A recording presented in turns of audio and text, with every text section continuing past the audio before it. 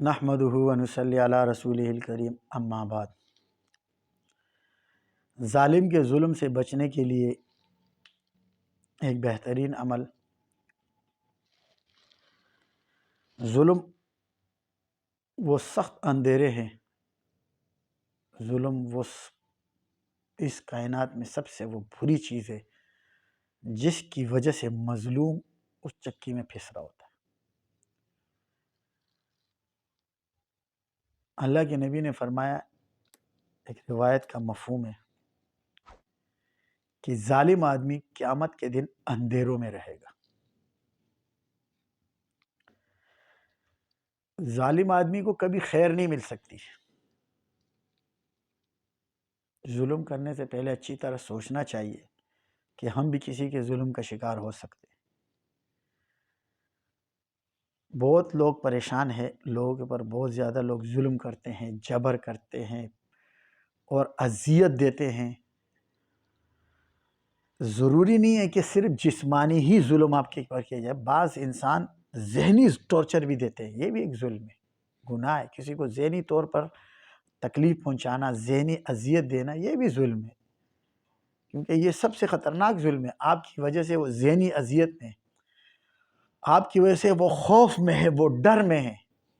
اللہ کے نبی نے فرمایا تم مومن نہیں ہو سکتے، ایک روایت کا مفہوم ہے، اس وقت تک مومن نہیں ہو سکتے جب تک تمہارے ہاتھ سے اور تمہاری زبان سے دوسرا مسلمان محفوظ نہ ہو۔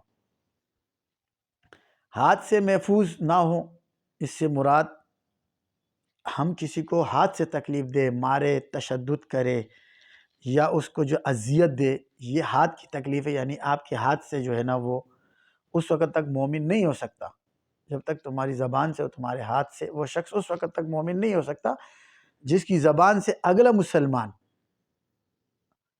محفوظ نہ ہو، جس کے ہاتھ سے اگلا مسلمان محفوظ نہ ہو۔ ہاتھ کی سختی، تکلیف پہنچانا، مارنا، قتل کرنا، اذیت دینا، باندھنا، بہت سی چیزیں، اس میں کسی بھی چیز کو بھی آپ لا سکتے ہیں ہاتھ سے تشدد کرنے پہ۔ لیکن زبان سے کہتے ہیں کہ زبان کا وار جو ہے نا ہاتھ کے وار سے، تلوار کے وار سے زیادہ خطرناک ہوتا ہے۔ کسی کو باتیں سنانا، کسی کے خلاف چغل خوری کرنا، کسی کے خلاف سازشیں کرنا، کسی کو جو ہے نا ذہنی اذیت دینا بول بول کر، یہ سب زبان کے گناہوں میں جاتے ہیں۔ تو ایسے ظالموں سے جو لوگ پریشان ہیں، جو تکلیف میں، ان کو ان ظالموں سے بچانے کے لیے ایک بہترین عمل میں انشاءاللہ آپ کو پروگرام میں بتا دیتا ہوں۔ سب سے پہلی چیز یہ ہے کہ خود بھی کوشش کریں کہ آپ کے ہاتھ سے کسی کے ساتھ زیادتی و ظلم نہ ہو، چاہے وہ انسانوں میں ہو یا جانوروں میں ہو۔ جب آپ اس چیز کا اہتمام کریں گے تو اللہ تبارک و تعالیٰ آپ کو بھی ان ظالموں سے بچائے گا۔ ایسا آدمی جو ظالم کے نرغے میں آ چکا ہے اور وہ اس سے اپنی جان چھڑانا چاہتا ہے، اس کے لیے کوئی راستہ نہیں بن رہا ہے اور وہ راستہ نکالنا چاہتا ہے کہ اللہ اس کو نکال دے اس مصیبت سے، تو اس شخص کو چاہیے کہ وہ اپنا رجوع اللہ کرے، اللہ تبارک و تعالیٰ سے اپنے تعلق کو مضبوط رکھے، ذکر اذکار، نماز کا پابند رہے اور دعاؤں کا اہتمام کرے، اور اس کے ساتھ ساتھ آیت کریمہ 500 مرتبہ روزانہ پڑھا کرے، لا الہ الا انت سبحانک انی کنت من الظالمین۔ دوسرا، جب وہ ظالم شخص آپ کے سامنے آ رہا ہے تو سم بکم عمی فہم لا یرجعون پڑھ کے 7 دفعہ اس پر دم کر دیا کرے۔ اس عمل کی برکت سے، ان اذکار کی برکت سے اللہ تبارک و تعالیٰ اس ظالم کے ظلم سے آپ کو نجات دلا دیں گے اور اس پر آپ کو جو ہے نا برتری نہیں دیں گے، یعنی وہ آپ پر غالب نہیں آ پائے گا۔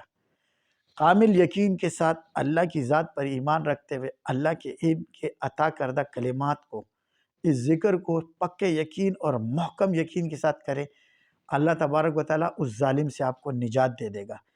اور اگر ایسا کوئی ظالم ہے جس سے آپ کو جان کا خطرہ ہے تو یہ عمل اس کے پیچھے کرے، انشاءاللہ اللہ تبارک و تعالیٰ اسی کو ہلاک کر دے گا جو آپ کو ہلاک کرنا چاہتا ہے نا۔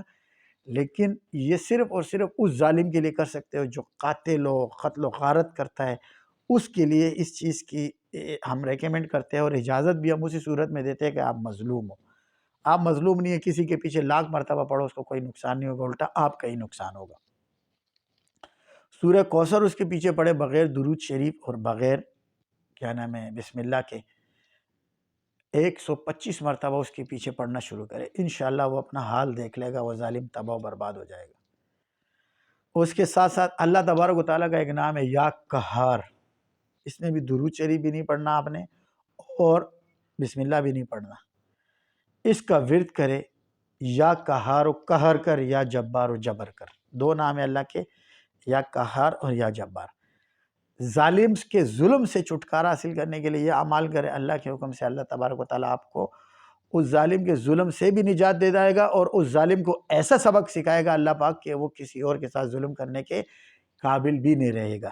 اللہ تبارک و تعالیٰ مجھ سے اور آپ سے ہم سب سے راضی ہو اور اللہ ہم سے اپنے دین کا کام لے۔ وما علینا الا البلاغ۔